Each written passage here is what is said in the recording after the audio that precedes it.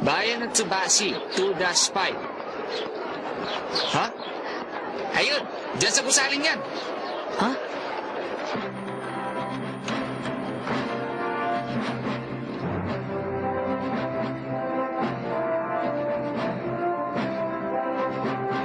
Wow! Ang laki naman!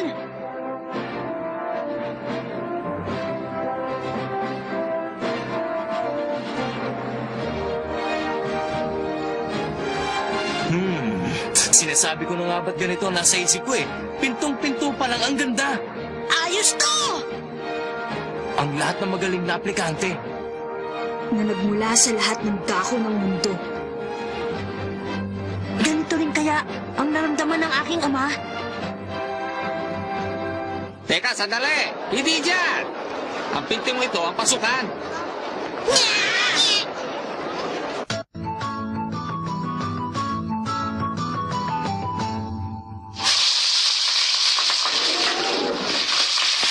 Pumasok kayo! Magandang hapon po.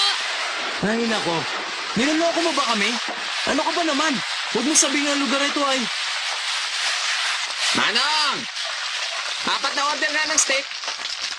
Anong pagkakaluto? Mahinang init. Okay? Sige, ihahatid na lang. Dito po, sumunod kayo sa akin.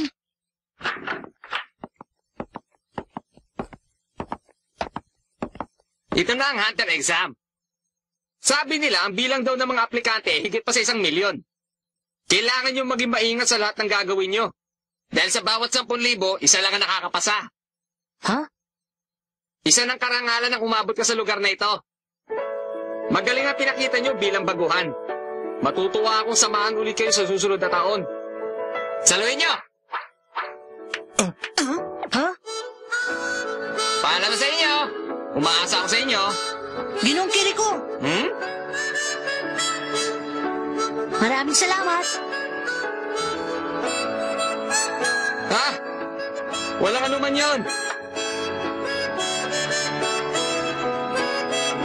Sana magkita pa tayo uli. Sige!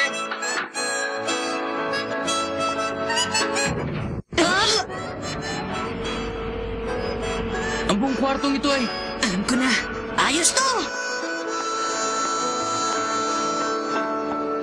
Maraming salamat, ha? Napakasarap pakinggan.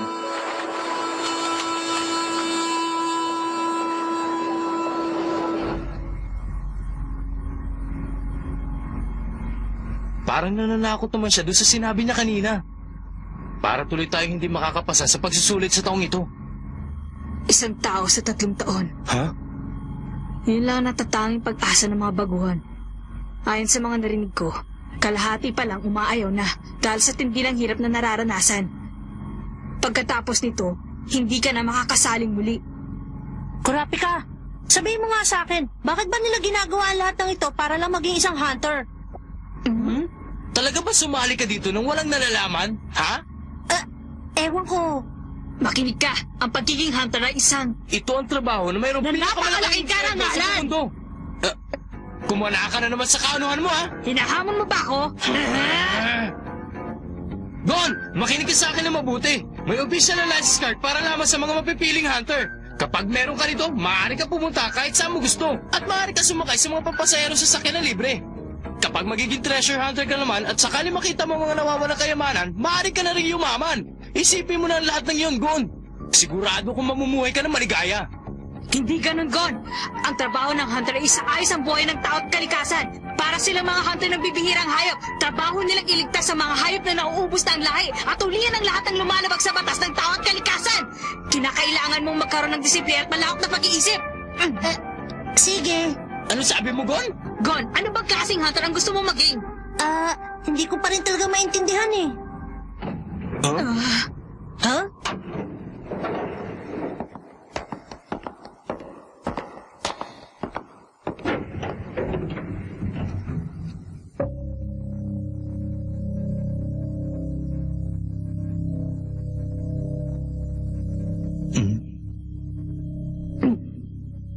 Ibang klase ang nararamdaman ko ngayon. Napakalaki ng pinagkaiba sa mga nakikita naming aplikante. Siguradong lahat sila may pangbihirang kakayahan. Napakaraming tao. Ang bilang niyo ay hanggang ika-405. Kumusta? Ako nga pala si Tomba. Ako ang ika-16 ngayong taon. Ngayong taon? Kumusta? Ako si Gon. Silang dalawa naman, si Kurapika Kumusta? at si Lyorio. Kumusta? Mga baguhan kayo ano? Hindi ba? Kaya mo hulaan? Medyo. Alam niyo, ika-35 beses ko na dito. Ano? 35? Oo! Ibig sabihin, eksperto na ako sa pagsusulit. Kung may gusto ka malaman, maaari kitang turuan. Maraming salamat. 35? Naku naman.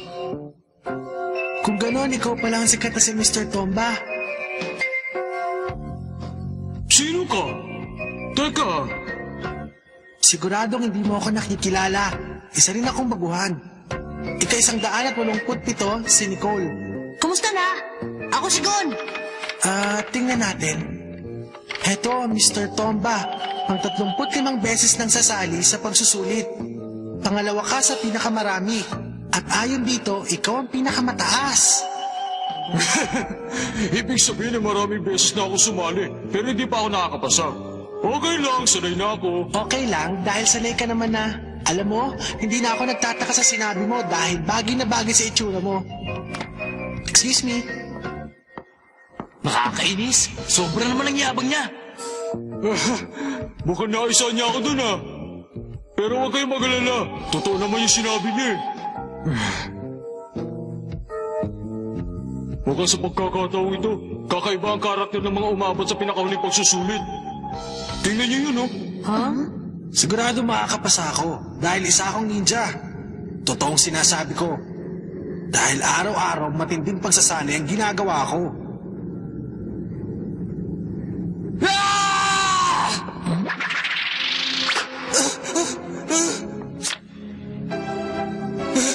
Tulungan niyo ako! Kailangan mo mag-ingat. Kapag nakabangga ka, humingi ka ng tawad. Nandito na naman ang mukhang payaso lalaking yan. Ika-44 na sa lamang kero si Hisoka. Noong isang taon, dapat ay makakapasa siya. Pero binagsak niya dahil muntik na niyang tapusin yung isang tagapagbigay ng pagsusulit. Hindi lang yun. Mahigit 20 aplikante rin na naging baldado ng dahil sa kanya. Kaya kung ako sa inyo, huwag kayong lalapit kay Hisoka. Kung ganun, bakit pinayagan pa rin siya kumuha ng pagsusulit ngayong taon? Siyempre, dahil nagpalit na ng tagapagbigay ng pagsusulit. At ang mga pagsusulit ay nakasalalay sa kamay na nagbibigay nito. Kapag sinabi niya pasado ka, kahit anong uri ka pa na nilalang, ipapasa ka. Yun ang katotohanan sa likod ng Hunter exam.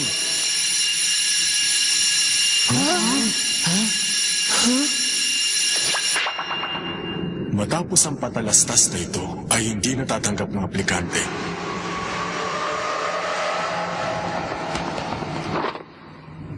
Ako ang magsasabi kung kailan magsisimula ang Hunter exam.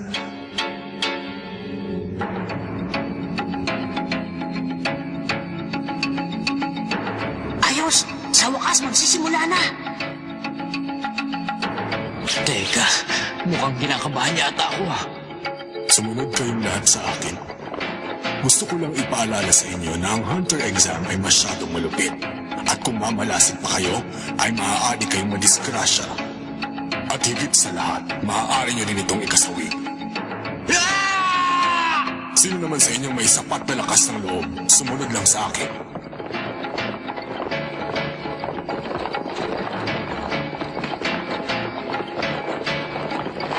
Kung hindi ako nagkakamali, ang bilang ng mga aplikante noong unang pagsusunod ay 404. Tama ba ako?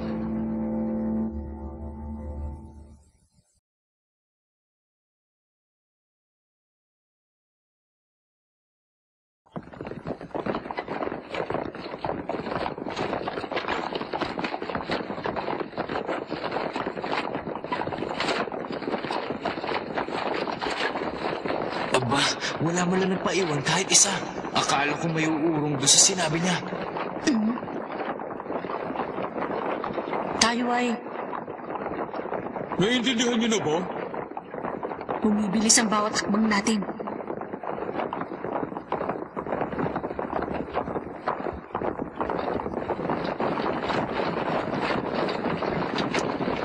Ito ang naisip nila ngayong taon. Ha?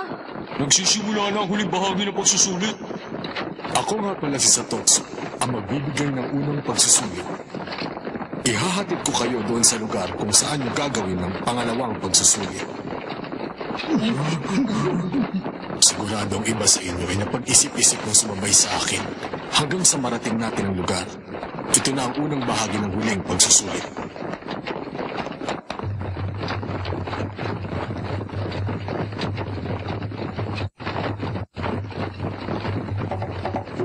Gaano katagal na tayong tumatakbo? Siguro, mga 30 minuto na rin yun. Ibang klase pagsusulit? Hindi. Ito yung magandang paraan para malaman kung gaano ka katatag, hindi ba? Oo, napansin mo rin pala, Kurapika. Ganun ba yun? Kailangan natin tumakbo ng tumakbo. Kahit hindi na natin nalalaman kung saan tayo pupunta. Ang pagsusulit na ito ay masyado mahirap. Kaya kailangan natin maging matatag. Hindi lang ang lakas ng katawan, kundi pati na rin ang lakas ng isip sa pagkontrol ng mga bahagi ng katawan na sinusubukan dito. Talaga? Eksakto pala ako. Hindi siya makakalayo sa akin. Sandali! Ginonto ba? Huh? Hindi ba pang 35 mo na to? Sigurado marami ka ng kilalang tao dito, di ba? Medyo. Sino-sino sila? Sigurado akong magagaling silang tao. O sige, sasabihin ko na sa'yo. Sisimulan natin sa 103. Sa kanan mo, yan si Bourbon. Ang mahilig sa ahas. Mapaghiganti siya. 76 si Cherry, ang karatista. Wala nakakalampas sa kanya pagdating sa karate. 255 si Todo, ang wrestler. Masyado siya malakas at matalino. 197 hanggang 79 ay ang magkakapatid na Amori. Dahil sa pagtutulungan nila, nakakakuha sila ng mataas na putos. At, ang 384, si Greta, ang manunugis. Kaya tugisin ng kahit ano gamit ang kanyang pipa at pamugpog. Silang lahat ang madalas ko makita dito. Ha? Ang gagaling pala nila, no? Ano ka ba? Ang tanong ay kung sino ang makakatagal at hindi. Huh?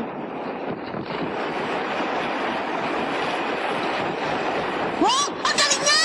Teka bata, ang daya ng ginagawa mo ah! Hindi ba labag sa tuntunin ang gumamit niyan? Sandali, sino ka? At ilang taon ka na? Bakit? Napampa ako sa tuntunin. Hindi ba't patatagal ang laban dito? Nagkakamali ka. Ang sabi lang ng tagapagbigay ng pagsusulit ay sundan siya. Gon, ano ba? Para tayong hindi magkaibigan. Magkaibigan. Huwag kang sumigaw. Mauubos ang lakas ng katawan mo. Nakakainis. Pwede mong dalhin ang kahit na ano sa pagsusulit na ito. Kakainis talaga to. Bago ka rin, hindi ba? Sa paligay ko, marami ka rin katanungan. Pwede ka magtanong sa akin.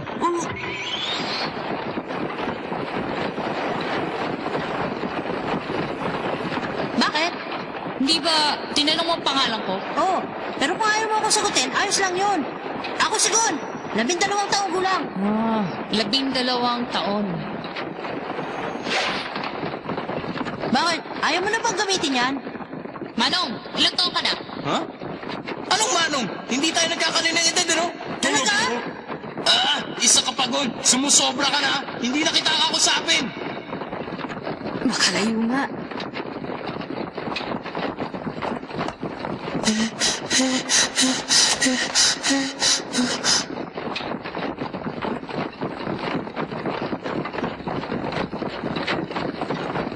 Naghiwalay ang daan. Sino kaya itong batang to? Parang magkasing edad lang kami ah. Wala akong pakialam kung sino siya. Basta nakakainis ang ugali ng batang yan. Ang mata niya, mapanganib siyang bata. Hindi siguro. Kalimutan nyo na yan. Lahat sila'y pumupunta sa kaliwa. Ano naman kaya meron sa kanan? Malay nyo may sorpresa shortcut. Mapapadali tayo. Teka! Ano yun? May naaamoy akong matamis. Parang nanggagaling sa kanan. Oo nga, ano kaya yun?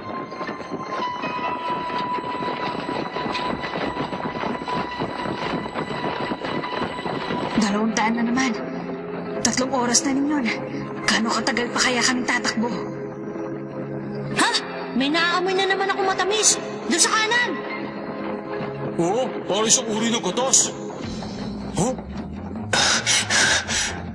Ayos ka na ba? Hindi ako makapaniwala. Gaano katagal na ba akong tumatakbo?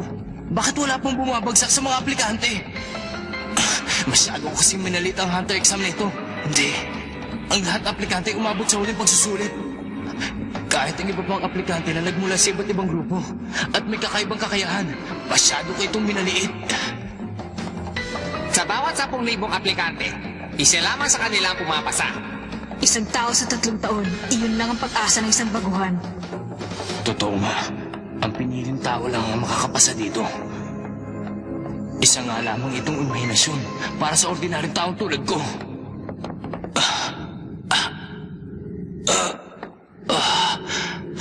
Yoyo! Teka! Nasisiraan ka na ba? Ha? Tapos na siya. Wala na siyang pag-asa. Hindi totoo yan! At saka, hindi ko siya pwede iwan! Kaibigan ko siya! Kaibigan? Oo! Kaibigan! Hindi ako susuko! Ibibigay ko ang aking makakaya para na maging hunter! Teka, huwag mo porsahin! Magpahinga ka naman! Tumahimik ka! Kung magpapahinga pa kayo dito, iiwanan ko na kayo! Narinig nyo? Ano ba? Binigo ako ng aking hita! Malamang hindi lang pera ang habol mo. Tumahimik ka! Dahil pera lang talaga! Wala na ako iba pang gusto! Hindi ito ang tamang oras para pagtalunan yan! Ginong Tomba, anong gagawin natin? Alam ko na, ang amoy na yun! Ha? Doon sa hati! Yung matamis na amoy doon sa kanang bahagi! Pare, may babalik na natin ang tibay ng katawan mo! Anong sabi mo?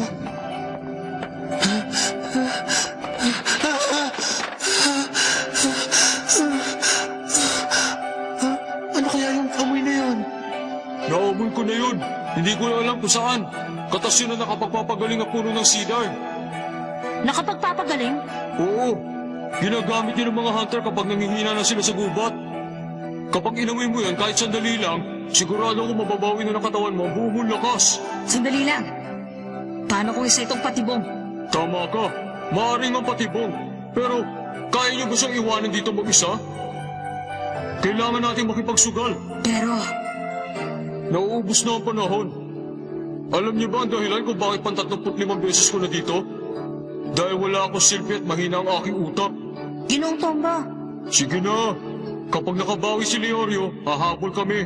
Pangako. Patawad, Tomba. Gon, kurapi ka. Sige na, mauna na kayo. Huwag niyo na akong alalahanin. Leorio! Pero, Hindi mo ba ako narinig? Mauna na kayo! Huwag kayong mag-alala. Sasamahan ko siya. Tandaan niyo, 35 beses na ako sumali dito. Kaya hindi kami basta-basta mahuhulog sa kung anong klaseng patibong. Sige na, magmadali na kayo.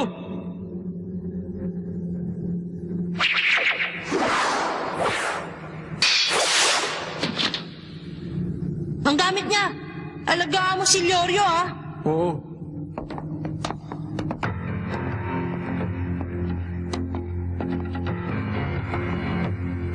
Hindi maaari. Magpapatalo na ba ako? Imposible. Walang sino man ang makakahigit sa akin. Sa pag-aaral, sa palakasan. Ako palaging nangunguna. Hindi ito maaari. Ako ang pinakamagaling. Mukha yatang hindi ka rin tatagal. Ngayon, alam mo na ang pakiramdam kung paano maging kulelat. Hindi ba? Tutulungan kita. Ako'y... Ano ginagawa niyo? Hindi pa ba kayo alis? Pasensya na kung naghintay ka. Maaari ka na mauna. Bakit? Hindi pa kayo alis? Oo, hihintayin namin makabalik si Leorio. Kurapi ka, gusto ko silang kumustahin doon. Kahit sinabi ni Ginoong Tomba na huwag tayong mag-alala. sasama ako. Sigurado makakahabol pa rin naman tayo eh. Pangako, babalik kami. At pagbalik namin, magiging masaya ako kung sasabihin mo ang pangalan mo. Hindi ko kasi alam kung paano ka tatawagin eh. Sige, mag-ingat ka!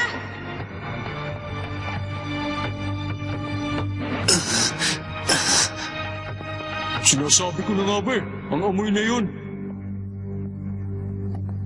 Sige, magpahinga muna kayong dalawa dito. Pagkatapos, kayong dalawa siguradong hindi na magtatagal. Anong sabi mo? Ano ibig mo sabihin? Makinig ka. Alam mo may bansag sa akin at masasabi ko na gustuhan ko rin naman yun. Ako si Tomba na taga-Tomba ng mga baguhan. Tumigil ka. Ano ba sinasabi mo? Anong lugar to? Malalaman niyo rin mamaya. Paalam! Ikaw!